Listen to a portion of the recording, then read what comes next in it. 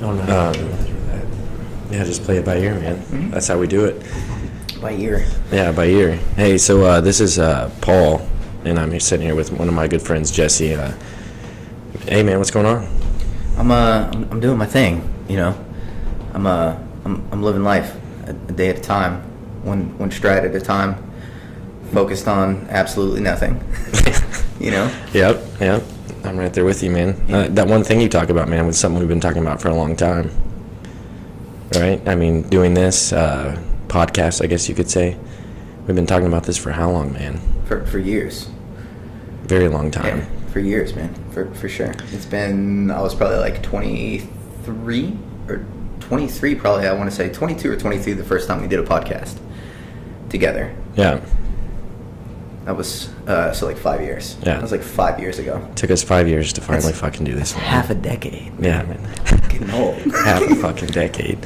And we finally get our fucking balls in line, and here we are, sitting in my basement in the center of the United States of America with a podcast, man. Yeah. Just reasonably drunk this time. Yeah. Not completely drunk as the previous podcast. Exactly, yeah. Yeah, those were bad. Because I don't know if I believe in a sober podcast just yet.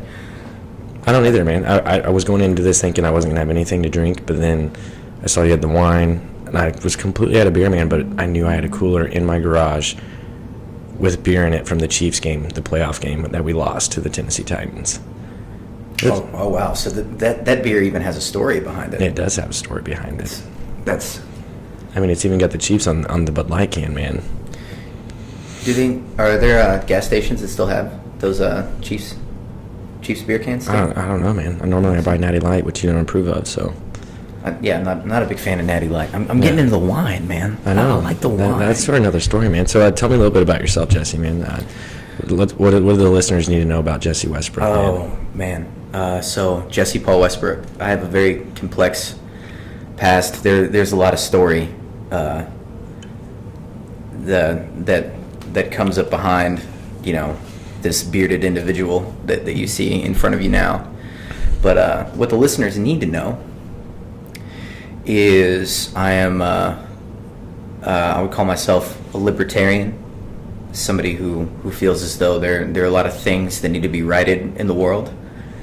I also do not believe in any man-made religious institution. And people are going to love you. Yeah, hopefully. We'll see. I grew up very religious, but I myself am not religious at all, and am very, very opposed to it. I enjoy the sauce, as someone like to call it. I'm on wine right now, but I'll drink a little bit of anything. You know, I enjoy the alcohol. What else? I love a good conspiracy theory. You know, I enjoy that. Hell yes. Yeah, hell yeah. And yeah, I'm a single guy with a German Shepherd, and me and him spend a lot of time together. You know, conversing, and honestly, this is where I get the majority of my philosophy from. Is from my puppy. He's a bright and shining light in my life that has directed me to have to say, you know what, Trump needs to be dethroned. This came from my dog. But yeah, that's me in a shell, man. Nice. Me in a shell. That's a good shell. That's a good shell. There's some other things. There's some other things there too, but you know, I'll just disclose those things right now. I feel like that's a good place to start. For sure. With me. For sure, man. It's a good way to grasp it. I mean, you don't give away all the goods at first, you know. It's like the first date kind of right now. Yeah. No, exactly. Yeah. Exactly. Well, first dates actually, like, I have never actually been truthful about myself on a first date. I remember you told me a little bit about this. So you lie. Oh, I mean, everybody lies, but first dates. Okay, it's not so much that you lie on a first date. I don't know anybody who can be themselves thoroughly on a first date whenever you're trying to impress someone. But isn't that the point, though? Is like, be yourself. That way they know who you are. Well, yeah, that would make sense. But we're such flawed human beings, you know, that I mean, maybe maybe they're less flawed people than me that could be more open and honest and just upfront about who they are. But, you know, I myself, and I don't think flaws are a bad thing, but flaws can be a turnoff to a female, you know, if you're just completely open and honest about all your flaws. So there needs to be that, you keep some things in the shadows. Well, but you really only know a person, until you know their flaws too. And then that's when that's when you truly grasp an individual, is, you know, knowing they're bad too, and still, you know, loving and appreciating them, you know, after you know that they're scraped up knee stories, and, you know, they're hopping over fences and, you know, getting into trouble stories, you know. Oh, for sure, man. Yeah. I mean, it's just like Carrie probably didn't know before we started dating, like, how much I farted, you know. Would that be a flaw? Or, like, I mean, it's something obviously I wouldn't say on our first date, but Jesus, dude, I feel bad. That's definitely not first date material. No. That's something I would say you hold back that information. And you hold it back the first few dates too. And I know it's difficult to hold back that information sometimes because it can make you uncomfortable, you know, having that information, right. And then I'm trying to go for a pun here and it's not working. I'm gonna let it go. Well, when you hold it in, man, it's bad because, you know, it relieves blood pressure when you fart. So if you hold it in, you know, it's a bad thing. It's a beautiful thing is really what it is. It doesn't smell beautiful. Exactly. Like if you're the one that's flatulating, it is it's a great experience, but to everybody else has to suffer. So are you selfish? If you fart in front of people, are you a selfish individual? Like on our first date or just in general? Just in general. Am I selfish if I fart in front of people? Yeah. Well, I feel like everyone should fart when they have to. You're right. You're right. Another weird thing about farting, man, I just, if you ever think about it, I mean, we're always around a lot of people, right? Mm-hmm. I know this is kind of off the wall, but like, imagine everyone at least takes a shit a day, right? Mm-hmm. 6 billion people shitting every day. Mm-hmm. That's not counting every single animal on the earth. Yeah. I mean, that's just a lot of fecal matter, man. It's a lot of fecal matter. How do we not all have hepatitis right now? Wow, good question. But it's the circle of life, man. It's true. Like it's the circle of life. It's necessary. Why don't they come up with? This is probably already a thing, but like a little like scented asshole maxi pad, fucking like mint flavored fucking thing that your fucking comes through, and just, you know, and all of a sudden, like I want, like let's say I want my farts to smell like fresh Chipotle. Like, why is there not scented shit I can tuck in my ass to make that happen? So you're telling me after you've eaten Chipotle, not an hour later, you fart and you smell, and it does not smell like fresh Chipotle? Because mine does majority of the time. Okay, you that was a bad example. That was a bad example. Like, what if I want, like, antique shop scented farts? Like, have you ever been inside of an antique shop? It's been a while. It's been, yeah. But that should be, I guarantee you it's already a product. Like, the Japanese have already come out with this product. It's just not, you know, accessible to us. Well, I'm sure we could order it online. Well, but yeah. I mean, we could look on Amazon if we really wanted to. Yeah. China, you're right, or Japan. I guarantee you they've already done it. They come up with some weird shit, man. They do? The Japanese. Yeah. Love them to death. They created anime. Yeah, dude, I saw that. I don't know if it was... Dragon Ball Z's the shit. It may have been the Japanese, but they actually... Or no, I think it was someone in America, but they're actually selling just cans of air, fresh air. Just... And they did an interview with 2 Chainz, and he was in it. And they literally were just huffing, like, the cleanest air in the world that you can find. Were they catching a buzz up? Was it like pure, like, oxygen? No, it was just because air. Oxygen you can get high off. No, they're selling air. They're cans of air, the freshest so just air. A good mix of, like, oxygen and carbon dioxide, just a reasonable level of right. it. But the freshest of the freshest, the freshest of the air. So, like, people in China or LA where it's super polluted, like, these motherfuckers just buy $20 canned air and just... I just want to stand outside of my local Panda Express with, like, a pack of Marlboro Reds and just be chain smoking cigarettes, but in between drags, just the purest air. and then go get some orange chicken after that. Yeah, for sure. So you got a story you want to talk about, man? Oh shit! Okay, we're gonna jump into the story. Let's do it, man. All right, I'm ready. So the other day, just me personally, routine male, single male. I'm, you know, before I go to bed, I like to jerk off. It just releases tension after a long day. You know, I like to jerk off right before I go to sleep. You know, I'll be laying in bed. You know, normally I have to kick my dog out of the bed and be like, "Hey, this is getting weird, man. It's, you know, it's time for you to go lay down on the floor," kind of scenario. And then I'll hop on my phone and I'll get on, you know, probably they're not going to be paying me, so I'm not going to say the name of the website. I'm not going to give any free promotion out during this, by the way. So I'm on a website, getting ready to do my thing, getting ready to go to bed, and I'm scrolling through videos, and I come across this video that seems, you know, a little interesting to me. I'm like, what's going on here? It's this blonde girl wearing a VR, right? Is just what the clip is. I'm pretty sure there's a big burly guy like going down on her or some shit. I'm like, okay, I'm gonna click on this. This looks interesting. What it is this small camera with a light had been put up inside of her vagina with a light on it up inside of her, and she's wearing a VR and looking through the VR in real time, watching this dude's fucking dick just go balls deep and fucking just lay pipe fucking right there. And I'm like, I thought I've seen it all. I'm like, I've been, you know, there's nothing I haven't seen. Like ancestral, like midget, interracial, like I've seen it. Yeah. I've watched it, you know. I can tell you the best websites to go to, but never have I seen in my life real-time camera inserted vaginally into this girl, real-time watching the camera VR style. So was it like it was like the inception of porn. Okay, but was it like a long probe that was like as he was penetrating?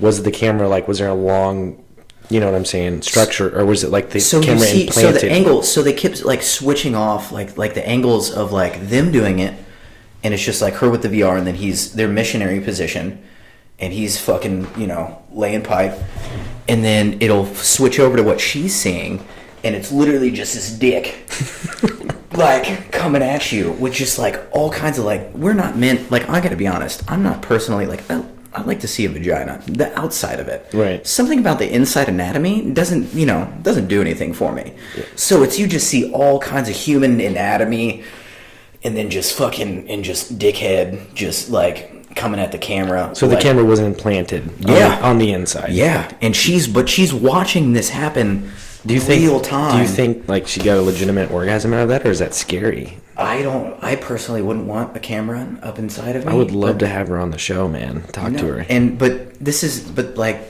whenever you think everything's been done, right, and all creativity has been lost.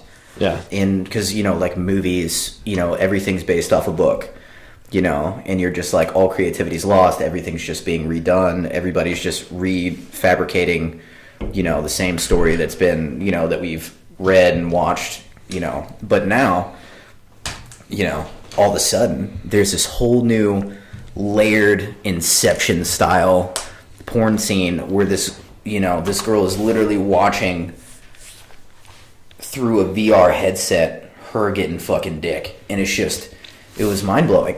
My mind was blown. Did you? And I lost my erection. Okay, really? I literally lost my erection. So I was like, this does nothing for me.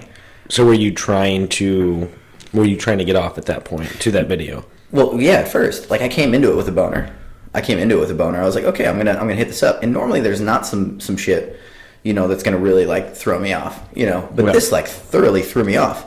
I'm like, why would you want to, I don't know, just watch yourself get, you know, cream pied, you know, like that. I'm pretty sure that was in the title too. It was like VR real-time cream pie is what I want to say that it was. So do you think they're going too far now? Or is it, I mean, just like, why not try that just to see what happens? I mean, it was going to eventually happen. And it is. And, you know, and I guess it was. It was just something that I never thought was going to happen. Like, there are really creative people in the porn industry. Like, I mean, this is a brand new idea. I respect that. What was the rating on before. It? I couldn't tell you. I didn't look up ratings. I should have looked up comments. But I lost my erection. I was trying to go to sleep. So then I switched it over to, like, something else. And finished business. Yeah, and then finished business. Probably a compilation video, by the way. Like, if you're really trying to get it done quick, any compilation works. Just compilations are where it's at. For sure. You just, let's get to the point. You know what I'm saying? That's crazy. So yeah, no, that was that's my story, man, and I'm sticking to it. Yeah, it was just it blew my mind. It just blew my mind. It kind of blows my mind a little bit too. I don't think I would ever click on something like that. I remember I bought VR goggles when they came out for the Samsung, and I had the Note 5, I think, and it would always make my phone really hot. I think I don't know if you lived with. Did you live with us? Yeah, because remember, like you put the VR goggles on, you could see space. The roller coaster one freaked me out. Yeah. But I remember you could actually watch just videos, and you could go to a porn website and hook it up, or the videos now where it's VR only. Yeah. And I just really wasn't impressed. I don't need to be that immersed. I don't either. And honestly, I'm fine with my imagination half the time anyway. But I don't need to be super immersed into it to the point to where I need VR. Like, we all know that we're jerking off. There's never going to be an experience to take us away from that. Like, I think even if you had, sex robots come out, like, we're still going to fucking view that as this is more masturbation than actually having sexual intercourse with another person, because we know this is just, So you've never had a pocket vagina in your life? Oh, I have. Yeah. I have. Well, that's jerking off. That's not anything more. It is. I mean, if it's a cheap one, I don't think it gets the job done. Something about the hand for some reason, like you were saying. Yeah, you do it, for the nostalgia. Like whenever I first got mine was like a Sasha Grey, like replica. Which, by the way, I don't know who would let pour fucking hot wax into your fucking cooch to fucking get a solid. Is that how it happened? No. But that's how I envision it. But I know that's not the case. 3D model or something. Yeah, 3D model or something. But that's how I picture it. Sasha Grey could probably take that shit. She's a bad bitch. But where was I going with that? It's just, there's me personally. There's just no reason to get that immersed into it. Like, I could just be, chilling in the shower before work and, rub one out. It takes longer in the shower. Really? Yeah, I mean, standing up, it's so awkward. I feel like you can get a better angle. Yeah, that's true. Just me personally. I feel like you can get more muscle groups involved. Yeah. Maybe help the whole process. I Yeah. mean, I gotta be. It's it's hard for me to tickle my ass in the shower as much whenever I'm laying down, where I can just throw a leg up over my head, laying down, and but that's dangerous too. But I don't recommend anybody in the shower to try to throw their leg over their head and tickle their own ass. That's just you're just waiting for a snap neck. So have you ever and this is probably not a good way to go about this, but you ever your phone's about to die, it's in the morning, you gotta go to work, or even in the afternoon. So you charge your phone while you're in the shower while you're watching porn. Have you ever done that? No, I have not. That's pretty dangerous. Well, I guess it's not a bathtub, so it wouldn't be as dangerous. Yeah. I haven't done it either, but I don't know where I was going with that. But that does sound definitely dangerous. I don't recommend any electronics around water. No, I don't. Unless you got the new Samsung. That's right. Fuck, we didn't. Oh, we need to not be promoting things that we're not going to get paid for, Paul. We need to stay away from that. Not for sure. Checks in the mail, right? Yes. Samsung, please and thank you. So yeah, man, I mean, VR, I don't think it's the way to go. Like I said, I actually tried it whenever I had that VR. That's why I was so excited, because if I got the phone, I got the VR for free, and I got like $100 or something. And I remember the first thing I did, when I got it in the mail, I waited 3 weeks, man. I don't know why Verizon took so long to get it to me. So then it comes in the mail, and first thing I do, I put it on, and I put it on porn. Very first thing I did. Of course. Yeah. I mean, I was excited about the universe and going under the ocean. I mean, I've snorkeled in real life. I don't need a VR to tell me how to do it. Yeah. But that was the first thing I did, and it just wasn't. It just wasn't it. Yeah. It wasn't for me, and I don't know. And it's new technology too. Yeah. It's gonna improve. Of course, but I mean, the most improvement it could be is like you said, sexual robots that look like dime pieces. Would you just use that every time?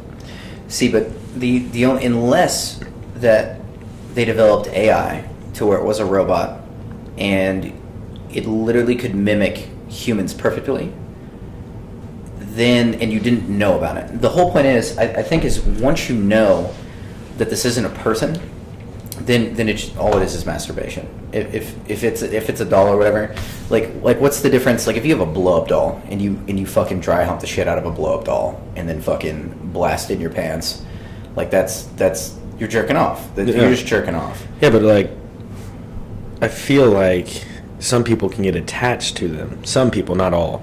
I think majority of people, it would be just masturbation, like you said. But there will be those people who get attached. Okay, so I'm glad that you brought that up. So maybe that's kind of the difference is you actually have an emotional connection. So the whole idea is like sexual intercourse, there's an emotional connection that's going to happen no matter what. No matter even if it's on a smaller level, just like a one-night scale, you still have to have that emotional connection even on a small scale, you know. But yeah, you don't have that shit with, you know, other things. That shit's dangerous too, by the way. What's that? If all of a sudden you start building an emotional connection to something that can't reciprocate that, you know, back to you. For sure. Like a sex robot, which, don't get me wrong, the second it hits the market at a reasonable price, right? You know who's tapping into their savings account for one, you know. But I mean, do you hide that when your friends come over, or is it just chilling in your room like this sexy robot that looks like a human being almost? Fuck yeah, I hide it from my friends. You do? Not strictly just because I don't want them being fucking assholes and fucking my AI girlfriend, dude. They would do that shit. Well, that's the thing, man. They would get drunk and I'd pass out, and then let's go bang fucking Jesse's sex robot. Fucking not clean it out. That'd be the only reason why I wouldn't keep it from them. Right. I mean, and you probably got to buy like some sort of like lubricating oil that you have to add to it, you know? Yeah. And it'd be a process. There would be some upkeep on that bitch, but, you know. Yeah. You know, yeah. They'd probably talk a little bit less than, you know, your average girlfriend, but, you know, there's some benefits. I feel like they would have some phrases too. Like a few phrases, like while you're doing it.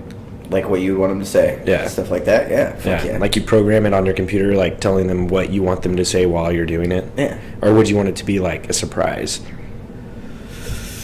Fuck, man, that's a good question. Because there is something, you know, exciting about the unknown. Like the unknown's always exciting. So I'm gonna have to stick with that. I'm gonna say the unknown is exciting. So I would want it to be random, and I wouldn't want to have any say in it. Like I just literally want to have it, you know, English. I want it to speak English. Actually, I kind of want to give it a British accent. That's what I did with Siri. I think Russian would be good though too. Russian would be good. Yeah. They're a little angry though. They are. If I'm in an angry mood, like it's been like I got a little pent up anger, I'll turn on Russian mode on my sex robot. I think Hispanics, their language is so fast. I think that's just probably how we feel. It's a beautiful language, though. Yeah. They have a very sensual language. Yeah. That it's like the same thing, like like with the Italian language. What is that? Is that Italiano? Italiano. There you go. You got to do the hand thing with it. Yeah. But no, yeah, that's a very sensual, like beautiful language. I'm not saying like.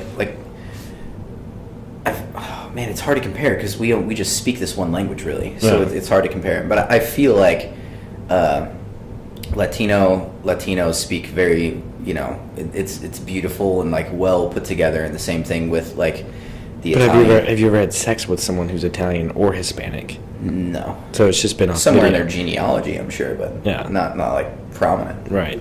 I feel like what do you think the perception of like and someone that lives outside the United States of what like a white girl's like orgasm is? Is it like, oh yeah?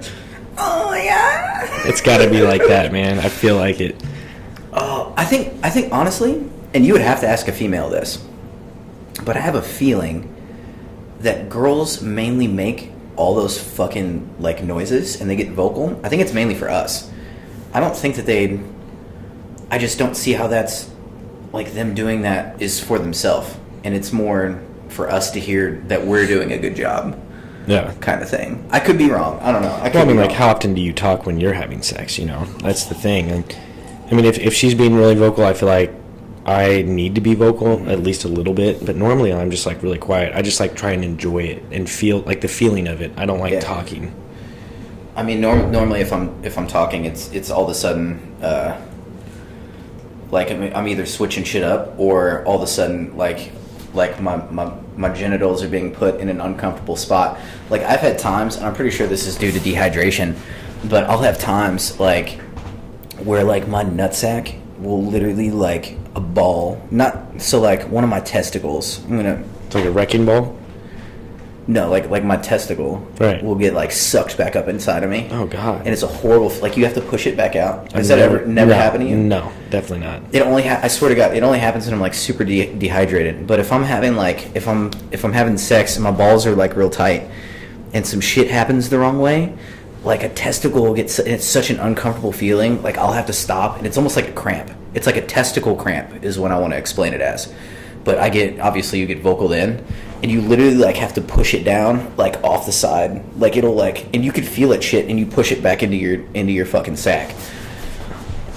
It's a very uncomfortable experience. Oh yeah, it's happened to me a handful of occasions. Yeah, I don't know. But whenever something like that happens, I get very vocal, and I'm like, hold on, I need to fix my downstairs mix-up. Yeah. Just give me about like 15 seconds, Well, I mean, and I'll be. if you're super hammered, that might be difficult unless you're like well-rounded on it, because you know when it happens. And Yeah. By the way, if a doctor is ever listens to this and can explain to me, my connection to it is dehydration, because it only happens when I'm dehydrated, or I've had like heavy amounts of alcohol. yeah, So if that could be like scientifically proven, It makes that would sense. be, I would love to have a doctor get in contact with me and be like, hey, this is why your fucking balls are fucked. So I mean, Yeah. another thing with these sex robots, man. So just think about it like with people who are freaks, right? Like real freaky and like super super freak. Like like you get into choking and stuff like that and tying up. I'm like, you could fucking knock out your robot while you're fucking it, man. You could literally square punch her in the face while you're doing it. I don't think that they're going to do that with the sex robot. Well, I mean, why not though? Because it's just masturbation. Because, but they don't feel pain though. And they're not going to feel that and have that kind of response. I don't see them choking. Like the real freaky ones, like No. they want other people to be, So to have the sensation. Do you think the robots could do that, like choke you? Oh, have a robot choke you? Oh, fuck yeah. Yeah. Fuck yeah. That'd be dangerous, man. What if it like malfunctions and you die? iRobot, Will Smith, man. Once again, there Will is no Smith. there is no creativity left. Everything's No. been done. Yeah, Will Smith just jumps in your room and saves your ass. Yeah. You get choked out by a fucking sex robot. I like it, man. So what's up with this Valentine's Day conspiracy, man? Valentine's Day conspiracy. Yeah, I'm kind of curious. Whenever you told me that and I wrote it down as one of our talking points tonight, I was like, what's going on with this? Yeah, no, if we're going to talk about something, that was conspiracy related, just about Valentine's Day is just a way to sell, overpriced roses and in chocolates and have people go out to eat and make people feel obligated to their significant other. There shouldn't be a day for showing affection to the person that you're with. It should be shown on a day-to-day basis, in my opinion. Just like in the small things too. Like you don't have to go out and buy flowers, but just making a point to be like kind and things like that. I feel like it's exploiting. It's exploiting people's relationships for money. Oh yeah, I mean, I understand what you're saying, but like, so think of it this way. So so on Valentine's Day, let's say you don't buy flowers, you just take them out to eat. So I mean, that's kind of normal, right? Mm-hmm. That's normal, but you make it a point to go out on Valentine's Day. So our sales increase where we work at. I mean, we do almost $12,000 to $13,000. It's like a Friday night, but it's on a Wednesday. Is it on a Wednesday every No, year, no matter what? it was on It Tuesday. changes because it's always on the 14th. It's not on a particular day. Exactly. Okay. So I mean, like, that's what I'm kind of curious about. Should you see that influx in sales on Valentine's Day, or is that them exploiting that money aspect? I don't know the history directly behind why Valentine's Day came around, but it is not something that's ages old. Like something that's been done since passed on from generation to generation. I bet you Valentine's Day isn't even 100 years old. But no, it also gives a good opportunity too at the same time. So I'm not saying it's all bad, because it also gives you an opportunity to really go above and beyond for a day. And, both, even though it's mainly directed towards like the straight relationship of like male and female, where the male, it's his opportunity to shine, kind of thing. And I obviously it applies in any kind of relationship too. But I feel like it's just more geared towards that, because it's it's pink. It's a pink day about flowers and chocolates, and really what the guy gets into the day is probably a little bit of sexual. Yeah. At the end of it. But So like in those old relationships where you've been married for 13 years and you have sex like 4 times a year. I'm not saying this applies to everyone, but I've heard relationships like that. Valentine's Day would be one of those days where you're like, man, this is time. This is where it's going to happen. where Oh, so man, I feel like scheduled sex like that is just. Yeah, that's not sounds, good. Yeah, it sounds unappealing. So I mean, like I said, But- maybe that doesn't apply to everyone, but I feel like Valentine's Day would be one of those days. I mean, your anniversary is way more special. Yes, exactly, because you're talking about a point in time to celebrate your relationship, and it's much more individually based, or just like per relationship. As to where Valentine's Day is just this broad spectrum of, you need to show your significant other. And also, I didn't even think about this. It also gives a good opportunity to tell somebody that you didn't know that you liked them, a good opportunity to tell them, kind of thing, which I would personally never do. No, why would you wait that long? Why if you met this girl in like November and you Yeah, really like her? so maybe that's, yeah. I mean, but you're right. I guarantee you that there's probably cases where that's happened. Yeah, because it's a heightened emotion and things like that. But well, I bet like Rockefellers or J.P. Morgans or someone like that back in the early 1900s are like, man, like this is a way we can make money, so we're just going to create this day. Like, who created Valentine's Day? I mean, I'm kind of curious. I'm going to look it up real quick. You can look that up, and while you're looking it up, I'm going to tell a story about my favorite Valentine's Day. Okay. This was two years ago, so I was 25, and I was dating a girl that I really liked, and we had only been dating like 2 or 3 months, and I was super pumped about this girl. I liked her a lot, and I wanted to make this Valentine's Day very, very special. She enjoyed the herb, and so that's kind of what I wanted to center the Valentine's Day gift around, as opposed to just doing the traditional like flowers and chocolates kind of thing. So what I ended up doing was I got a teddy bear, and it was like it had its hands stitched together with like a pillow, and I bought this like pink pipe and tucked it in between the teddy bear's hands.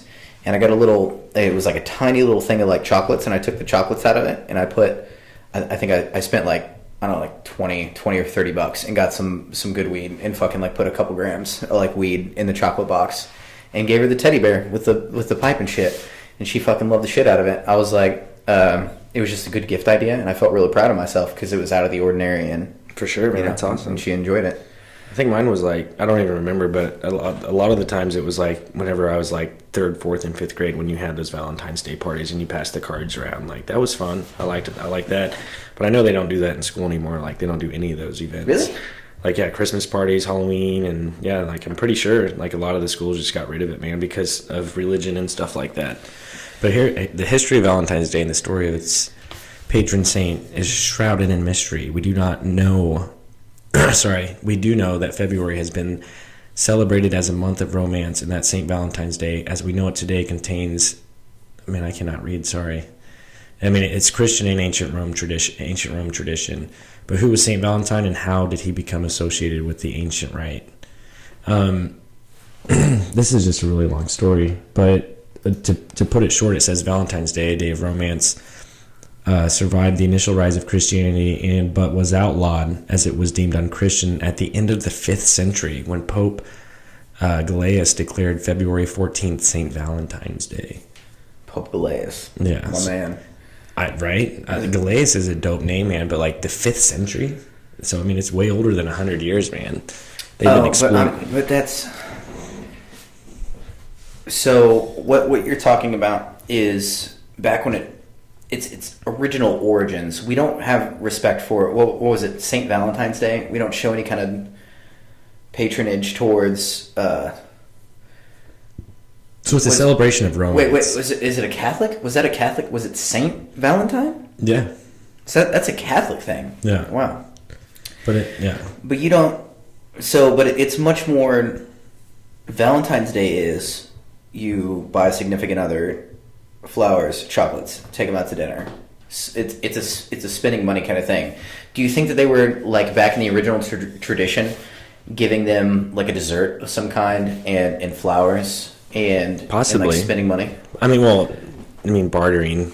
But they said that was, like, a whole month. It was, like, a whole month dedicated to romance. Yeah. So it's more of a celebration of romance. There's nothing wrong with romance. It's whenever I feel like corporate it's more of a like a corporate Well, yeah. influence I kind mean, of with thing that's today's, backed up. yeah, I think they definitely exploit it now because they can.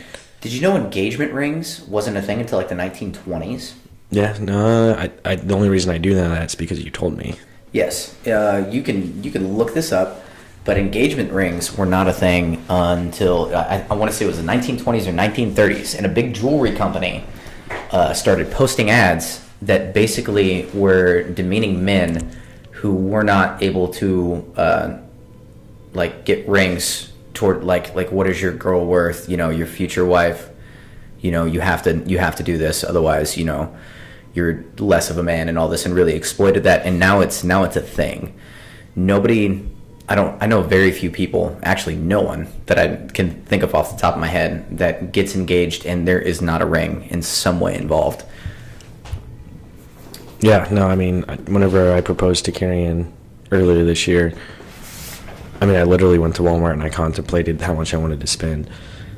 I mean, I know our relationship, so I was just like, I'm going to buy her a cheap ring. I spent $50 on her ring and I spent $20 on mine. I was like, I could spend that money elsewhere, so. And there's absolutely nothing wrong with that. Like, I understand, like, wedding ring and the symbol, because it's a symbol. It should be about, you know, let's spend, you know, who can spend the most money. Because all of a sudden it becomes materialistic and things like that. I just don't like that was added in to be such a materialistic thing involved with the uniting of two people, which should be a beautiful thing. Yeah. Uncorrupted by, you know, money. Well, that's the thing. It's just like, especially as a young girl, you know, like I feel like women in the U.S. are brought up to like expect a big ring or some sort of symbolization ring, like on their, you know, they want a big rock. Yeah. I mean, I feel like, you know, subliminally in our culture that's put upon them. And like physical objects like that, which I know it's rough, me being a white male in America talking about how physical objects aren't important. But what's more important is just the interaction that people have between each other.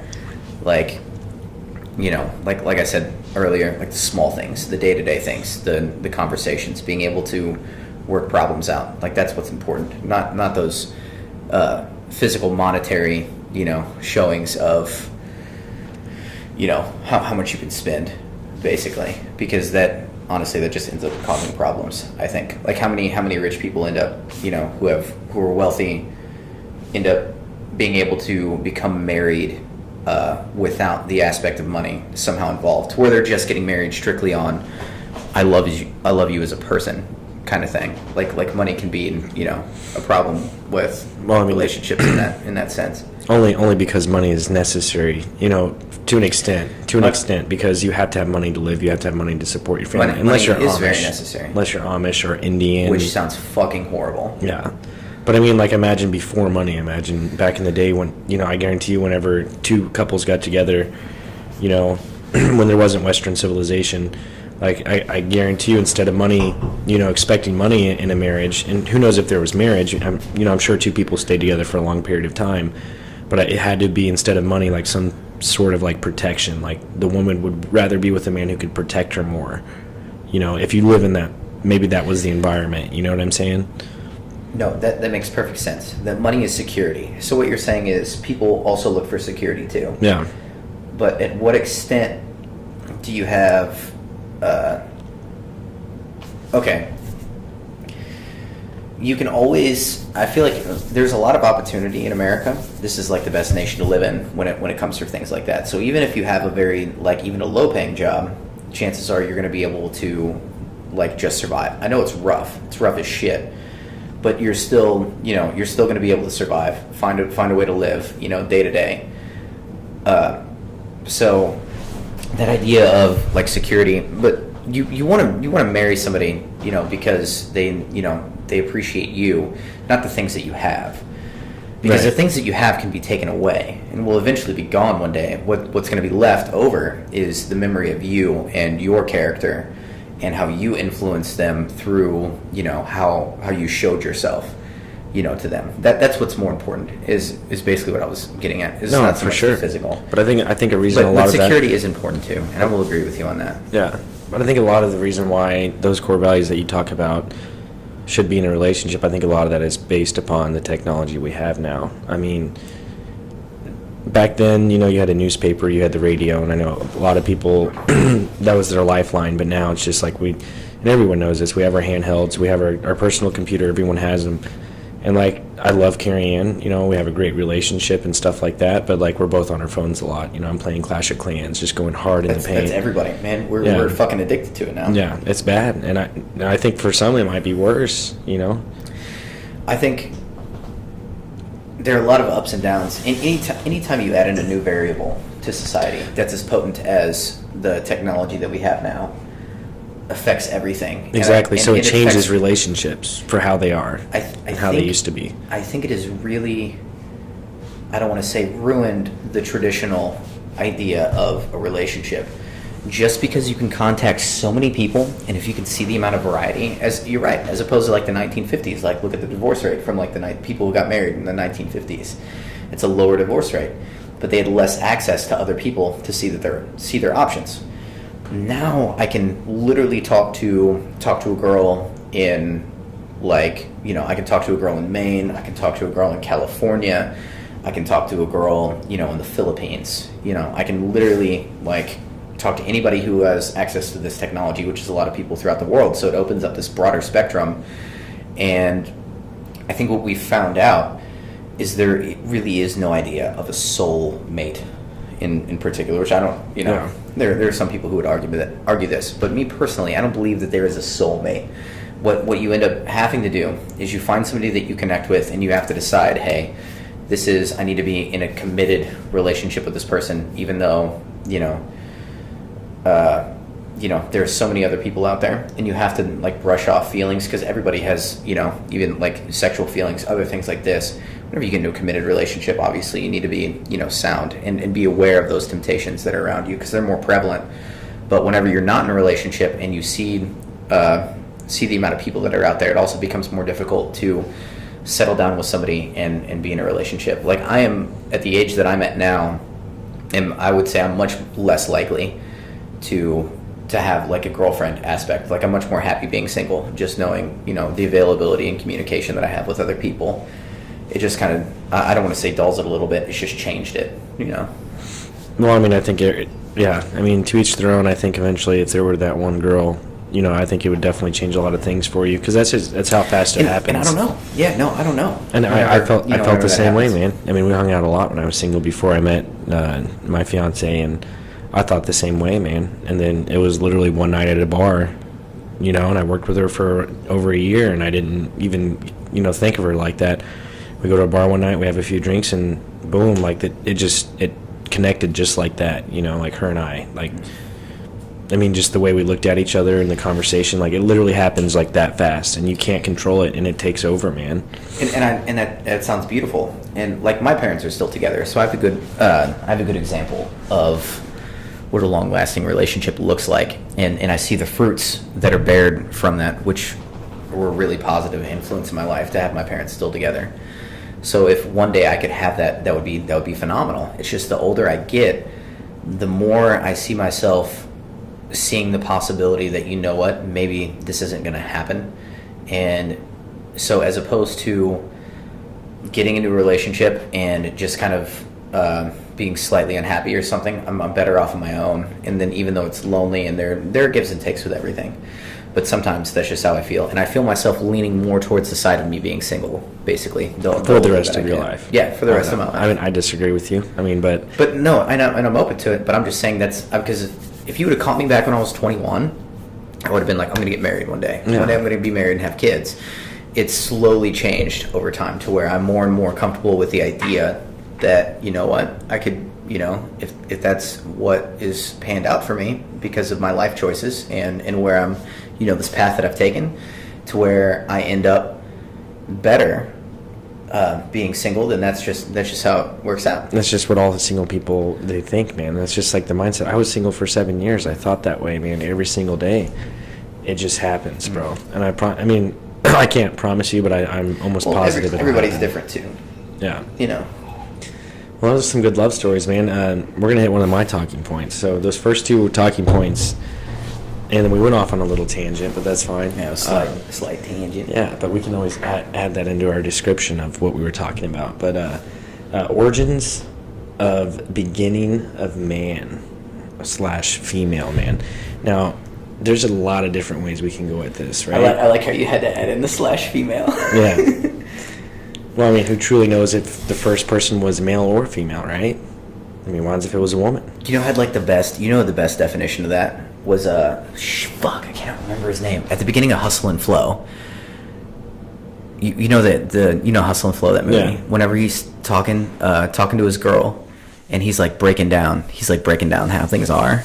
Like, I love the way that he explains. He's like, not man is like a guy. You know, I'd have to watch it again because it's been years. But I love the way that he. Yeah, they're sitting in the car, right? I think when he tells her. Fuck, what was that guy's name? That's gonna drive me nuts. Anyway, you can continue. I'm gonna look up his name real quick, but you can continue. Yeah, he's a good actor. I know that.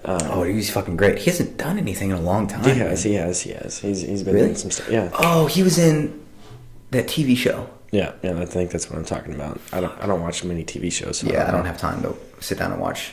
Well, either way, we'll try and pull up that clip and maybe try and add it in here. But the origins, man, of mankind.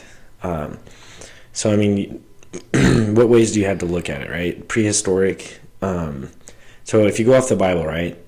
And I know you can rip the Bible apart, and some people might not agree with that, but regardless, Adam and Eve were not the first. You know, according to the Bible, there were still people that were born before Adam and Eve, correct? Like prehistoric dinosaur age, right? Just so looking at it from like a basic science standpoint, that you need diversity to, you know, have things evolve in a different manner. Mm-hmm. With all the diversity. Because you believe in Darwinism, right? And evolution? Yeah. Oh, okay. Yeah, I don't, so. Every human being came from a simple, like, one man and one woman, and we have all of our genetic diversity just from two starting points. Well, I mean, actually, this is where it confuses me, okay? No, we started out multiple different... Right, yeah. So we evolved from monkeys, right?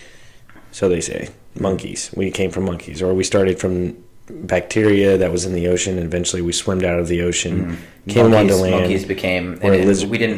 We came from monkeys, but there was a whole bunch of steps in between the monkeys and us. Right, and there's some missing steps, man, that I've watched some videos on. But anyways, there was this... I need to look it up because, you know, I don't know how true it is, which is stupid of me to say. I definitely need to do my research, but that 85% of the human race is has a blood type that shares the same, or has the same consistency with a monkey.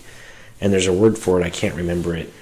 But 85% of the human race has the same blood, you know what I'm saying, has the same blood type, or to where if you were to draw blood from a monkey, from this type of monkey, and 85% of the population in the world, you would find consistencies. So that leaves 15% of the population that are legitimately just humans, purebred, like they're not derivative of monkeys. So explain that. I can't explain that, and neither can anybody else. And I will say this: if anybody says that they have the right and they know, they're pretty much the ones you can guarantee to be wrong.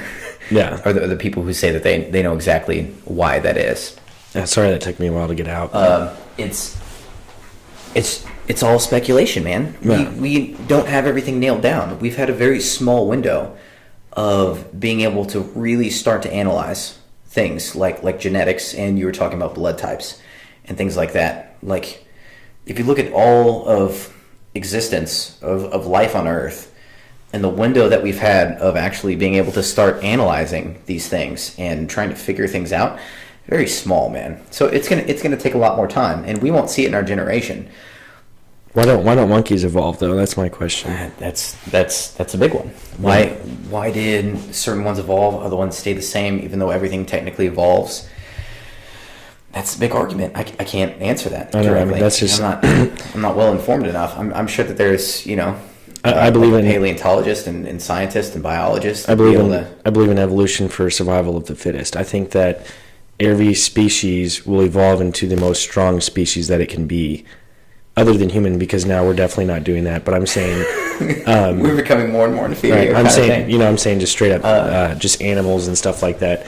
I think that they're evolving Like if you're in the jungle, those type of animals, like we used to be, are evolving into the strongest that they can be. I don't think they morph into from a monkey to a human being. I don't think animals do that. They don't morph into just this from a monkey to a human being over a certain period of time. There's no way, in my opinion. If you could say that, then there would have to be a set number of species. So, and they would all have to have individual origins per se, and not so. Man, that gets real complex. But basically, what I'm saying is if an animal goes extinct, then it's extinct, but that was, it was only that animal for that period of time, kind of thing. Like basically, what you're saying is, at what point does one animal, which is clearly defined as one thing, at what point does it become another one? And when you would have to see the steps, right? Right. Because it wouldn't be overnight. Right. We know that evolution takes yeah. massive amounts of time. Right. So at what point do you see the change? Man, that's rough. Yeah. These are massive questions. I mean, but we would need to do some research, next time. I mean, we're kind of freeballing this podcast, but yeah. I would like to see what animal has morphed into a different animal since they've started doing research and started logging research. The whole thing with Charles Darwin was he looked at the same bird but grew up on different islands and had to adapt like different beaks, I think it was, and skull structure. Yeah. So I want to say it was like 4 or 5 of the same bird basically that he could find an original origin for, but they all had to, over a period of time, evolve and adapt differently because they're on different islands and their food sources were different. Right. And or some of them, but that goes back. I said that they adapt to their environment and they get the best that they can be in that environment. Mm-hmm. They don't morph. They don't morph into a completely different creature. But eventually, so if one bird has a massive beak and over time had to adapt, and breed out the ones that had, the smaller beaks died off, the larger beaks stayed on this island, and the bird on this island did well with the small beak, so anything with the bigger beak died off. And then those birds go to a different island and then have to readapt, kind of thing. And throughout this chain, then you get a completely different species. I'm just assuming. Okay, fair enough. I see what you're saying. I'm just assuming. But it's still the same species. The only thing that changed was the beak. I mean, at some point, can you recognize that this is what came from this? Like, I mean, a bird is still a bird, though. Yeah. A bird is still flying. The bird doesn't change. It doesn't change into a bird that can fly and also drive a car. You know what I'm saying? Yeah. I gotta take a piss. Me too. Real bad. Me too. So we will hop back on this motherfucker. Yeah, give us 1 second. Okay, so the origins of man. Okay, so evolution, Darwinism, whatever. Okay, I understand that, but I guess what I'm trying to get to is something more deep. Like if we did evolve or morph, like I said, from monkey to man, there had to have been something like when you're a baby, and whenever you hit 2 or 3 years old, and I don't know anyone who remembers when they were 1 years old, or 1 year old, sorry. That's very rare. Yeah. Like, I think eventually it had to click, right? I mean, they were hungry, they ate, they slept, they ate, they slept, they ate, and then somewhere along the line it had to have clicked to where they're like, I need to find a rock, I need to turn it into an arrow so I can kill my food. And once they kill the food, they're like, man, I need to build something like it, like create a hammer or something to where they start building like a bamboo house or whatever. Like somewhere along the line it had to have clicked. And when it did click, it had to have been a dangerous environment, man, Are you talking about where did civilization start? Well, I mean, civilization could have started anywhere, right? If there were multiple places on Earth where people could have evolved, because it's the same time period. And granted, the environment and the elements have to be just right, for human beings to become where we are now. But I'm saying, let's say there are 2 environments on Earth, 2 of the right environments where human beings became, right? They evolved. Or did it just have to be from one spot? So that's the thing, if Pangea is correct and it was just one continent at one point, mm-hmm. Did it happen in the center? Did it happen east, west, north, south? Where? Because I don't know. It's just very confusing, right? Mm-hmm. I don't think the where is so much as important as how, like the how of what caused it, because there had to have been a cause somewhere. Because our universe is nothing but a whole bunch of, like cause and reaction. So, at what point did the motion get set for humans to end up where we are here? Like what happened really? Like there had to have been something initially that really caused us to stand out from like if it was an evolutionary thing, something had to have been so much different with our ancestors than all the other animals, right? Yeah. I mean, that's just that seems fairly logical to me. I personally like the stoned ape theory, and what the Fruit of the Gods, the book, The Fruit of the Gods, talked about. I don't. It's not my most prominent belief of where we came from, but it was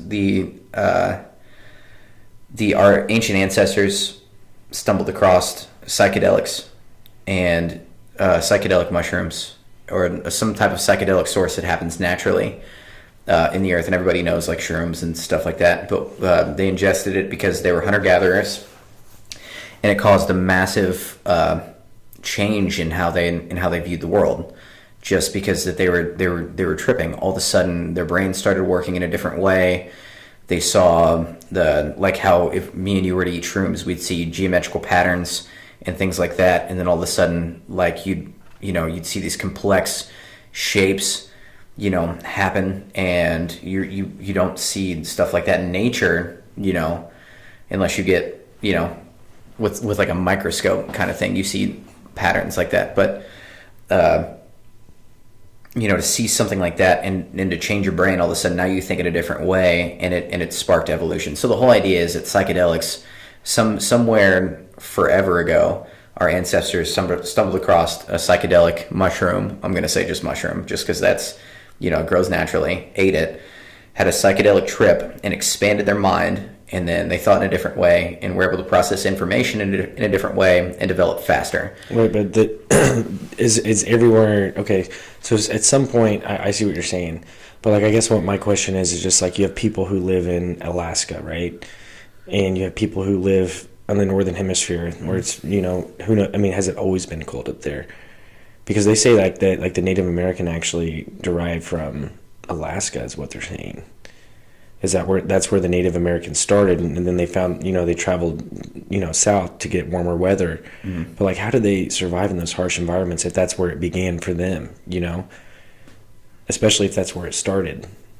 No, that's if it started there, that begs a good question. But we're still able. We have to have some kind of common ancestor, to some extent, and not to come back to the whole Adam and Eve thing where it was just two people, because I don't believe there's two people. It's not diverse enough to be able to create all of humanity that you see right now. Just came from two people. I think that's way too limited. But the fact that we can't breed with other animals just because it's not genetically compatible. We could breed with people who are descendants from, you could even say like Alaska or like Indians, and we can breed with people, if this is how it is, where people, their origins started from different places of the earth. We can breed with those people. We're on the same level. We share similar blood types. We can transfuse blood, things like that. We have the same, structure. Even though we look different, if you really get down to our core, we're really, the same thing amongst all these people. So there had to have been some kind of origin for all of us to be that similar. You know what I'm saying? Yeah, because if it were to just be, these, they evolved over here in Alaska, and then this group of people evolved over here in Africa, and this people over here evolved in like the Australia or some shit, they would evolve so differently that you wouldn't be able to, they'd be so different. We wouldn't have so much in common if that were the case, per se. Right. But I'm not saying that their origins like didn't come from that area, but I'm saying that there has to be a more general place of origin.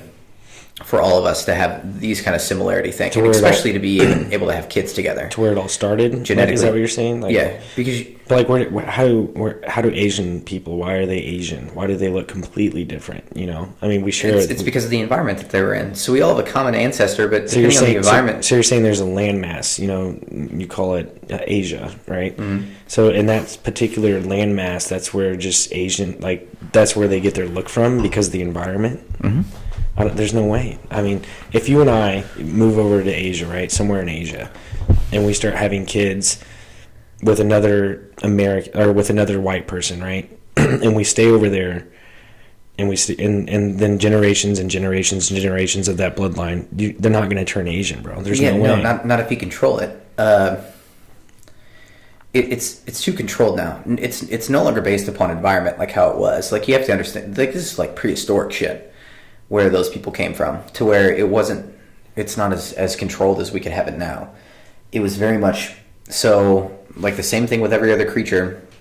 A person is put into, so two people are in a particular like biome, an environment, and one of them just naturally is able to handle maybe even sickness. That's like one of them has a natural immunity to like some plant that's prevalent in the area. You know, they're going to survive, as to where person B doesn't have that, is going to die off quicker, not be able to have fucking kids. So the genes to be able to survive there gets spread on, and then they have fucking kids. And that happens throughout all things. Like even, you know, how intense the sun is, and everything is so reliant even on like microorganisms. Like sickness is huge. Like being able to overcome certain sicknesses that are over in other places that, you know, one person is able to live through, the other person isn't. That person who lives is going to be able to have kids, so on and so on. That's what's really going to change it. You just couldn't go over there and start having kids with other white people and live in houses with vaccinations and modern technology, and then be able to see any physical difference to your environment because you're not directly exposed to it. We're able to overcome those through modern medicine. Now, if you eliminated modern medicine, then all of a sudden that would come into play again. But modern medicine has changed all that. You're saying what you're telling me now is without modern medicine, eventually, if you were to do that experiment, they would eventually, those two white couples down hundreds of thousands of years would turn into Asians.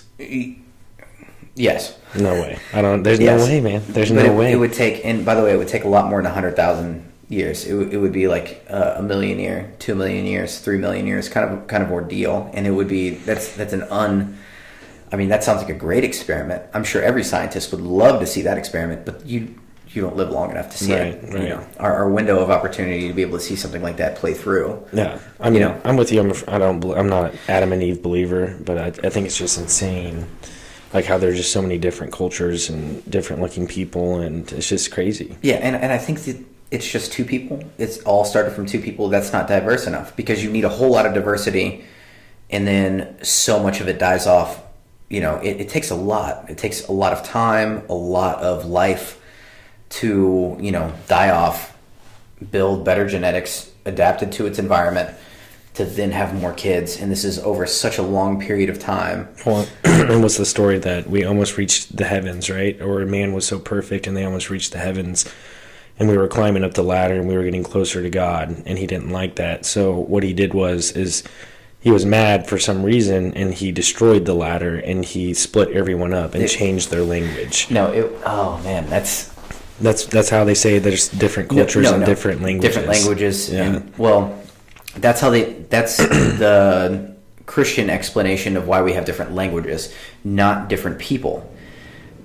From my best understanding of the Bible, Adam and Eve literally had a black kid, an Asian-looking kid, a white kid, and then, does it say in the Bible how many kids they had? Was it one of each race? They had a lot, and then they had to fuck each other basically, and then make kids. So like brothers and sisters had to fuck. Like that first generation had to have been horrible for them. Just me personally, that sounds brutal, but that's what had to happen according to the Christian Bible. is you had to have a lot of fucking incest. Right. which is definitely, we see the result of incest, what that does. So. Yeah, and you can't get that kind of diversity. That's another reason. But the Tower of Babel, that's what it is. Yeah. The Tower of Babel. And Yeah. people were trying to get to God, and God punished them because they were all heathens and didn't believe in God. Yeah, and I'm trying to remember whose time that was in. It'd be good for me to sit down and reread the Bible again because it's been so long. I need like an easy reader Bible just so I can, I don't know, I don't get into it and I always get disinterested for some reason. Yeah, it's a dry read, man. To be honest with you, it's a dry read. You really, because it's just the way that it's written. It's you talk about something that's been translated more times than anything else. Yeah. And different perspectives and people, and then you had the Catholics come in and had to refine it and then go, whoa, there are so many people with different accounts and it's so much of it's contradicting. We need to get rid of like 80% of it and bring it down to this. Like there was more than just because it's like the four. Fuck, I can't believe I'm getting into this. There's like in the Christian Bible in the New Testament, there's only 4 accounts of Jesus Christ. How many apostles did Jesus have? Was it 12? It's 12. Yeah. They all wrote accounts of Jesus Christ. You want to know why there's only 4 in the Bible today? It's because all 12 of them, with their accounts, they were contradicting of each other. And so they had to call the other 8 fallacy. They were like... Who calls them fallacy? The Catholics. The Catholics literally had to come in... What Catholics? The popes and the cardinals. Like the very first popes and cardinals? Basically. Yeah. I couldn't tell you the date or anything like that. Once again, it's been a long time since Right. I've looked this up. But they had to come in and all of a sudden start separating these accounts. They had to make it fit because it did not make sense. It like there was a book of Judah. Like Judah's account of Jesus, like he had an account, like he was an apostle, or Judas. I'm sorry. There was a book of Judas. So are all the disciples? That's what creates the Bible, right? I'm sorry. No. So there's Matthew, 12, Mark, Luke, and John. 4 of the disciples. Only 4 of the disciples. So there are 8 accounts. There are 8 other accounts of the Bible out there. Do we have access? Yes. Yeah. You can look it up. Okay. They're written, but they're considered heresy because they don't line up with what the Catholics, like a group of white Catholics, got together. But the Christians agree that all 12 accounts are correct? No, they're with the Catholics and only accepting 4. they all agree that all 12 apostles existed and were a part of Jesus' interaction during those times. But the Christians only take Matthew, Mark, Luke, and John's accounts of Jesus' life because the other ones end up contradicting what those 4 apostles said. Did you read all 8 though, or No. all 12? No. I think that would time. be interesting though. No, that would be interesting. I want to see why it's contradictory. I mean, what's the point in them having 12 disciples? If they're only going to choose 4, and how did they even choose? At that point, it's like what they want. It was literally the Catholics trying to make bullshit work. They had to make a lie work. So they had to say to some people, "Hey, you were wrong. You're a false. This is false testimony. This is not of God, but this is a bunch of guys sat down because so the Old Testament is the Torah, the Jewish religion's holy text is all the Old Testament of the Bible is. The New Testament is the accounts of Jesus' life and his account, and then you have Revelation. So it's a whole lot of Paul. It's Paul telling churches this is how you need to run your institutions, let me restart. So the New Testament is Matthew, Mark, Luke, and John. The very first 4 books of the New Testament are the accounts of Jesus' life through the eyes of each one of them, and they all line up. It all lines up. It makes sense. It's just from different viewpoints and their personal interactions with Jesus and things like that. The next books of the New Testament is like Romans, 2nd Romans, Thessalonians, but it's letters that Paul wrote to these churches trying to establish Christianity throughout the world then and there, and telling them how to overcome prosecution from the Romans because they were not liked right at the beginning. So it was him pretty much building them up to be like, hey, stay strong. We're doing this. This is this is God's will. Like, this is God's will. And then you have Revelation, which is John on the Isle of Patmos, fucking exiled. It's a whole bunch of crazy shit. I still, if somebody could explain to me the fucking book of Revelation, that'd be cool, because it's like 7-headed dragons and shit coming out of the ocean. Like, I kid you not. That's what the book of Revelation is. The Bible's real.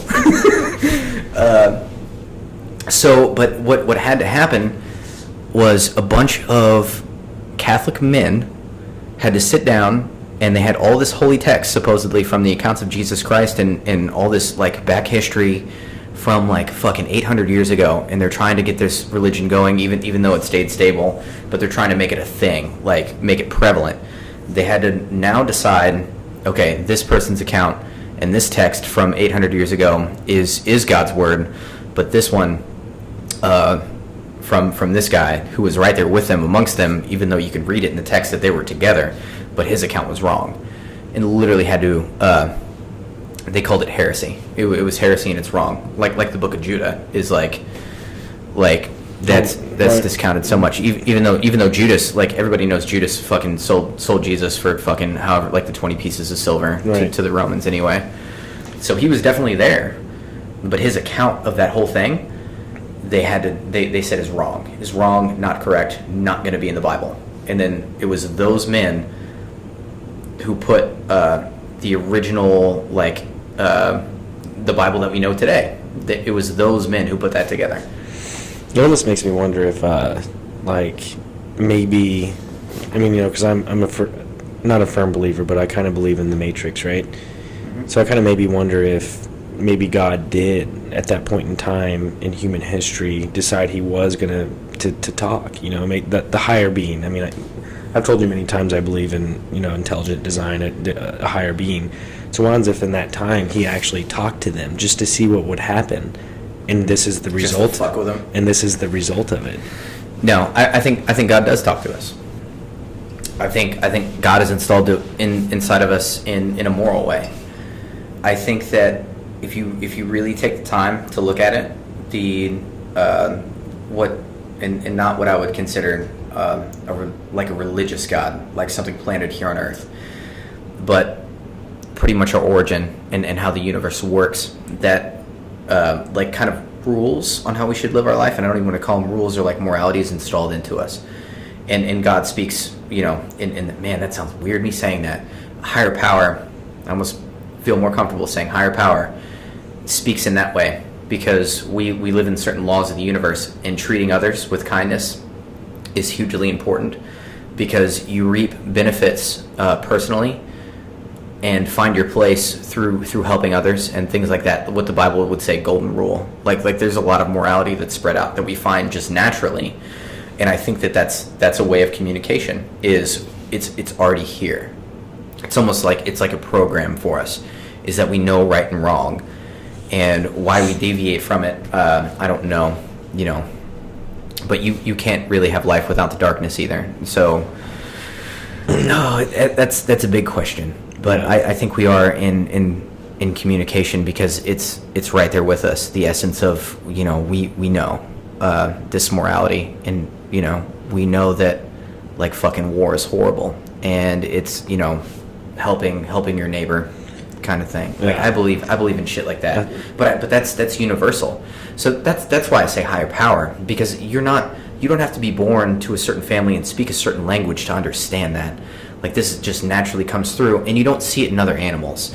Like a lion can kill another fucking lion, and it's just survival. Yeah. We don't have that. We are held to a higher standard. That's why I say if anything's being communicated, it's just literally programmed in our genetics to have that is a higher sense of the universe and ourselves and others, and how we need to interact, and who we need to be as good people, which should be what religion is for anyway, right? To show you how to be a good person. I think it's already installed into us. You don't need a fucking book to tell you. No, definitely not. And people who fucking, this pisses me off, man. People who argue like, oh, well, if there is no God, then everybody would just be, I would just run around and rape whoever I want. I would just go around killing and raping. I'm like, if you would just do that without religion, then you're a fucked up individual to begin with. Yeah. And religion is not helping you ever. Like you're already fucked. Like, if that's your mentality, that without religion, everybody's just going to be running around raping and fucking murdering each other. No. Like, that's not. I mean, that's that. It's like you just said. It's the God part that it's installed in us. It's almost communicated like we. I said this the other day, just randomly. Like, I was getting the fucking first round drinks, and I said, Paul, all we are is a focal point in the universe where the universe has become conscious of itself. And I really do believe that. I think that we are all, like, on a molecular level, like we are made up of the same shit that's around us, the same, like, table of elements kind of shit. And we're combined, we're here, we are the universe, but we're aware. That's why we look up in the stars and see wonder, like we see a piece of ourselves. Like, this is, I would like to think that we're all much more connected than this separated fucking thing that religion does. Religion fucking separates, and fucking politics fucking separates. But I believe if you think that, holy shit, we're all just fucking here, a part of this fucking huge thing, and we're all a piece of it, and I think you have a better outlook on it. That's my spirituality. Is we are the universe, man. Yeah, it's crazy to think, man. And it truly is. I mean, I'm definitely willing to look into it, because I don't have anything set in stone on what I think the universe is or what it could be. Do I think that the universe could be conscious of itself? I mean, I guess that would be God, right? No, that's you. Nah, it's definitely not, man. There's. I look up and I see the same stars that I don't know. It's just crazy. That's another story. No, and that's out there. But I think the world, me personally, I think the world would be a better place with that kind of spirituality. I think spirituality should be a connection to everyone. How often have you meditated? Everything. Have you ever meditated? Yes, I have. Okay. It's very difficult, man. It's not. And I've told you this, man. You have to do self-guided meditation, like through YouTube videos. And I said Michael Seeley, man, he's really good. I think my problem with meditation is I'm so used to having to have a constant conflux of fucking information in my fucking eyes. Like, I can only go like 5 seconds. Like, my brain loves Imager because I'm able to spend 30 seconds, read something funny, scroll over, and then all of a sudden it's this fucking gif of a soldier returning home to his daughter, and they fucking hug and they cry, and then I get emotional, and I experience 30 seconds of that, and then I scroll over, and then it's something political, and I'm able to get enraged a little bit in some way, and then I scroll over, and then it's, somebody baking biscuits. Okay, so now I'm hungry. So how do you... Like, I just, this constant fucking influx of fucking information. I can't sit down and empty my mind and just, and I love, like, the idea of meditation. So when you meditate, how do you try to do it? Or when you've tried to do it, how do you do it? Whenever I meditated on a regular basis, I downloaded an app. Oh, fuck. Hold on. I still have it on my phone. So it's just music. There's no talking. No. Right? It was guided meditation. Okay. It was guided meditation. Okay. It was. I mean, have you felt your third eye? Do they ever bring that up? No. It was. Yeah. It's called Headspace. So I downloaded Headspace, and I would have continued with it, by the way, but they asked an outrageous amount of money for me to fucking continue the lessons, and I'm like, you fucking kidding me? It was like you could spend like $600 and get the whole, like, everything they had available to you. It was like 5 or 6. I kid you not. No, thank you. No, I was like, are you fucking kidding me?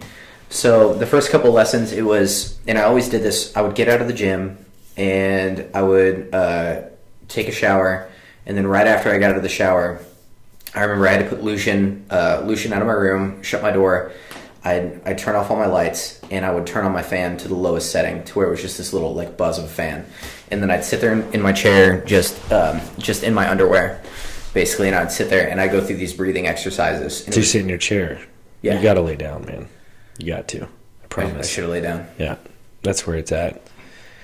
But it was interesting. Like, I learned some shit from it, because it talked about concentrating on like sounds and then yourself, and having this, like, you would move from the top of your head down and, like, scroll and feel all the body parts, and I became very relaxed, and it put me into this thing. But I noticed it was frustrating, because to be able to, like, empty your mind or just be able to control it showed me how uncontrolled I actually am, because my mind would wander so fast to something else. or a Right. memory would pop up, and to show how much actually I'm not in control. It takes time. Yeah. It takes probably years to get spiritually ready like that. Yeah, no, but I loved it. I loved it. I Yeah. would have continued it. I was doing it like every time I worked out. So like 4 days a week, I was doing it. This is back when I was like super healthy, sober. Like I mean, I'm listening to like Les Brown and Tony Robbins every morning right when I'm waking up, and I'm trying to get my shit together, and I'm building a company. Or I was like, I had the idea of a company in my head and everything, and I was like, you know. But I was meditating daily. But that was nice. But I would have continued with it if they didn't ask for a ridiculous amount of money for that shit. Like I said, man, YouTube Michael Seeley, he's really good. He's got a lot of self-guided meditations. He's got the whole 9 yards, man, whatever you want. Do they all work? No, like he's got like one how to stop smoking cigs and one how to like... So that's guided meditation. Yeah, though. he's like one how to like deal That's with... not, that's not self-guided. Oh, yeah, true, yeah, sorry, guided meditation. And, you know, like how to work, or if you're having issues with work people, like he has like those kind of meditations, but I stick to more like the chakra, you know, like opening up the chakras. And I've laid down, man, and I've been completely in tune, and I've gotten close, man, whenever I was in, and I never did it 4 days a week like you did, but when I took it really seriously, I mean, I saw results, man, and I would... No, I saw slight improvement with what I was doing, but I believe in it because we are our thoughts, and Yeah. that's all we are. Really. I think it's more or less... If you could control your thoughts so much to where there is no outside influence, to where nothing could bother you, and you're so directed towards this is the actual purpose, and you're able to, like, the stupid shit you get upset about. You know, like, everybody's been there with some stupid shit we get upset about. We get in the fucking moment. We get upset about it, and then fucking, like, you know, a couple hours later after we've cooled down, we're like, why the fuck did I say that? No. Like, why the fuck did I get upset about that? And that's all thoughts. So if you had a better way to control the in the moment of the thought of keeping yourself from, you know, being that, I mean, that sounded great to me. And I believe in it. I just never followed through. I think any kind of real... a lot of benefits to it, right? Oh, yeah. So like stuff like what you're talking about, for me, it's more or less like I want to see what my subconscious has potential wise. Like, what can I do? Endless. Yeah. What can I do while I meditate to try and maybe see the next realm per se, you know, like DMT without doing DMT. Like, I've heard of astral projecting while meditating, and you're not even on drugs. So I mean, like, that's kind of what my goal was to do. I had one experience with that on accident. Yeah. With an astral projection, and I swear it had to have been. It fucking had to have been. So I want to say 8 years old. I had a nightmare, and this is back when I lived in Raytown. I had a nightmare. And I went across the hall to my parents, and I woke up my mom. I was like, Mom, I have a fucking nightmare. Like, can I sleep in your room? And they had a couch in their room that whenever I had a nightmare, I'd sleep on the couch. So there was a bed and a couch. I laid down on the couch. You know, she put a blanket on me. You know, she was comforting. I had a wonderful mother, by the way. And I just remember in my sleep, I was sleeping, and then I was light as fucking air up above myself. Like, I want to say at least 4 feet up above myself, like, looking back and being extremely frightened all of a sudden. Just as I felt myself lift up, looking back at myself, being frightened, and then everything turned into cubes around me. Everything went into cubes, and then fucking shot up into the air. And then I fucking woke up. See, I would love for that to happen because I wouldn't be scared. No, that was such an intense moment for me. I will remember that for the fucking rest of my life. Yeah. That's anything that I could explain close to the fucking astral projection. I literally felt myself lift up out of my body. I want to do that while I'm awake, man. Like, I want that shit to happen while I'm awake. I don't know why I have this fascination with, like, lucid dreaming, which I would love to do and I can't do, but I want to fucking astral project while I'm awake. Like, I want to meditate and feel that shit, man. I've had some lucid dreams too, and every time that I lucid dream where I know that I'm dreaming, I either end up jumping, like, extreme amounts where I'm like, fuck, I'm in a dream. I was like, I can do whatever I want, and I start just jumping. Super Jumping really high fucking high. and, like, gliding? Super, yeah. I've done that. Super fucking Yeah. high. I've never flown, man. I've never flown like Superman, but I've glided and jumped really Yes. high in the air. No, I've never flown either. And the other times where I realize that I'm in a dream, I always think of fucking women, and I start having sex with a woman. It's either like jumping like crazy, fucking like 30 feet in the air, or I'm getting balls deep in like Halle Berry or That's some weird, shit. man. Like, That's weird. I've never talked to you about like that, but we've experienced the same thing when we lucid dream. Yeah. It's jumping 30, like just really that, high. that feeling. No, I have Yeah. like little flashbacks, like tiny, like 3-second memories of shit like that. Yeah. But yeah, I also remember whenever I was a kid, this extreme vivid nightmare that I fucking had, and it was at my church in Raytown. And okay, in all fairness, I'd watched Spawn that night. You ever seen Spawn? Oh yeah. Okay, so I watched Spawn like that night and went to bed, and I remember like the halls of my church. It was a big fucking church, like massive fucking auditorium, all kinds of hallways and like separate rooms and shit where they would do like Sunday school and like shit like that and like choir. And I remember being the only one in the church, and everything was fucking locked down, and I'm just being chased by these Spawn-like fucking like demons throughout the church. And I just remember this so vividly, just this horrific fucking nightmare, like trying to get outdoors, can't get outdoors, getting locked into a fucking room, something gets fucking close to me, I barely fucking get away. It was fucking horrible, man. I remember that fucking, I know it doesn't sound like shit now, but as like a little fucking kid, like I was probably like around the same age. Yeah. Like just horrible fucking memory of that nightmare was horrible. No, that resonated with me my entire life. Like I think about that nightmare like often, but yeah, I can't really explain my childhood nightmare because it was something undescribable. Like we lived in this trailer, which is really close to my house actually, and the guy who owned the trailer, his name was Dieter or something like that. Because I remember my parents always saying like Dieter, because that's who owned the trailer. So I guess we paid him whatever. Yeah. Anyways, like so, I vaguely remember what the trailer looked like. In my parents' bedroom, because in the trailer there's always a master bedroom, and my mom and dad had this like king size bed or queen, and it laid on the floor, and they had this pink blanket, like a beige pink blanket, not like bright pink, but like pink beige. And it was really soft. But I had this dream, and I sometimes kind of have it now, but like in my dream it's just like I said, it's undescribable, man. Like it's just, I wish I could describe it. It's like a feeling. yeah, Like a feeling. You have no visual memory of it at all. Well, the original dream, I was laying in my parents' room, and I was just sleeping in my parents' room. That was the dream, just me laying and sleeping like as I was. But like this feeling overwhelmed my body and my mind, mainly my brain. It overwhelmed my brain, and then I don't know how to explain it, man. It's crazy. But sometimes I still. It was like a frightening experience. Yes, very, very, very. It's overwhelming. Oh, extremely overwhelming. And sometimes if I'm laying down once or twice a year, I feel it vaguely, but that's it. Is it like you're going off into a void? Like Yeah, kind of. Because if there's no visual to it, and you're just the void is scary, man. It's the void. It's yeah. Like, there are that's a psychedelic thing. Like obviously, we know about this now, but like shit 50 years ago. Because people dreamed the same way that me and you dream, but they didn't understand. Like we know now, it's DMT produced by the pineal gland. That's causing, these visual, like super intense fucking visual hallucinations and stuff like that. But I couldn't imagine being back then and experiencing something as intense. Well, I've tripped shrooms before, and I've done acid once, so I have like another feel of what psychedelics is. But having somebody back then who had no experience with psychedelics, and then having a dream, and then something super intense happening like that, that probably scare the shit out of them. Like, at least I have an explanation, Yeah. To why, some of that shit was happening to me.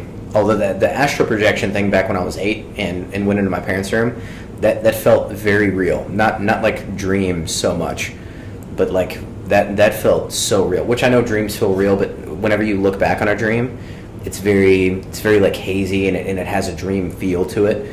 This was like super intense, super fucking real. That I'd be okay with never having to relive again, because it was very scary. It was feeling myself leave my own body. I think now you would definitely be all about that if that happened. I think it would be cool. It'd be interesting, It would be, as long as I came back to tell the story at the end of it. Regardless it'd of be all that, good. regardless. I mean, at that point, if how real it felt, maybe subconsciously it was real, then that means there has to be something other than death. I mean, there has to be something after death, And I think that was my initial thought whenever that was happening to me. I was like, fuck, I'm dying. Like this is like death. Like I'm literally I'm leaving my body. The world around me is literally crumbling in these perfect fucking, like, 4-inch by 4-inch fucking cubes. The Matrix. Everything is fucking cubing. Everything is turning into fucking cubes and then just being lifted up into the air. And I was like, I'm about to go with all of this and just fade out. And then That's I crazy. fucking woke up. It was horrible, man. That's crazy. It was, yeah. And honestly, that moment is more intense than the like fucking handful of times I've done shrooms and my acid trip that I've done in my life. That was much more fucking intense than any of those by far. It was weird with shrooms, man. When I was younger, I could handle it around other people, but the last time I did it was at the duplex, or it's not at the duplex, but at the barn, and the last few times I would just get antisocial. I couldn't be around people. I couldn't do it because I would think that people are thinking about me and talking about me, which I think is because one of the first times I tripped, that happened. Like, legitimately it happened. Like, I'm not even kidding you. It was me and like 4 friends, and we were at my buddy's house, and we were playing pool, and we all are tripping shrooms, and one of my friends literally just goes off on a tangent about me while I'm tripping shrooms. Or at least I think he did, because I was tripping. I mean, I'm pretty sure he did. Like, just goes balls off on me, and that ruined it for me after that. It's I think your planner. I think whenever like I took shrooms, I didn't fully realize what I was doing. Like, I knew I was going to trip, but I think we're actually playing around with something a lot more important and has a lot more meaning than just trying to have a good time on like a substance, or like if we were just drinking alcohol. I think the way that it shows yourself to you. Like, there has never been I was saying this back when I was 16, whenever I first tripped shrooms for like the first time. I came out of it questioning why I was interacting with the people, the ways that I was interacting with people, and why I was losing my own integrity as a person a little bit. Like, why did I have to be this way around these people? Why am I not more myself? Kind of thing. And I was like, why did I feel like I needed to put on this certain image? That was the first time I ever really questioned that, was after shrooms. I think it is a much more enlightening thing. So there probably is something back behind that. Like, if you're feeling paranoid or like you're worried about what other people are saying, maybe it's a sign that that's something that you don't need to be worried about, or it's trying to show you a different light, and you're trying to like break through in something. Because who gives a fuck with that? Even if that dude was fucking saying some shit about you while you're tripping, what does that fucking matter?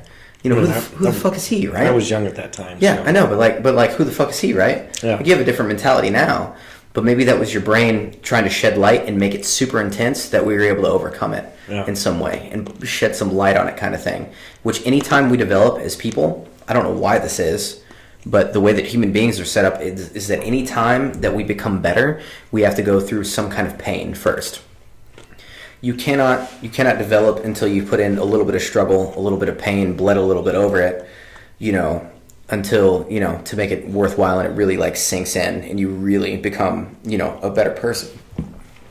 That whole like saying like nothing in life worth having is ever easy. That's so true in fucking everything. So maybe even like So social interaction is the same way. Maybe like becoming a better person, socially interacting, you have to go through a little bit of pain like that, which I think shrooms and psychedelics fucking bring light to very quickly. And as far as your own ego and stuff like that, but. All right, man. Well, we're running at like a minute or an hour, 32 minutes. I think that's probably a good amount of time. Solid. Yeah, and we can always So that's our first podcast, peeps of the world listening to YouTube. We don't have a name yet. It's in the works right now. Yeah, it's in the works. So I don't want to no spoiler alerts, but what's in the works right now is real fucking good. So yeah, for sure. It'll be good, man. Yeah, man, we're signing off. Go Chiefs, go Royals, man. Yeah, go Chiefs, go Royals. Go humanity. Yeah, for sure. Go humanity, man. Yeah. I want my daughter to grow up in a great world. Let's see if that happens. Yeah. Unless you're a Yankees fan, fuck you. I'm just kidding. I'm sure there's nothing wrong with Strike. 3 strikes. We're down already. Yeah. Bronx gonna get us. Yeah. Ooh. All right. Later. We'll get like a cool out introduction too. Yeah.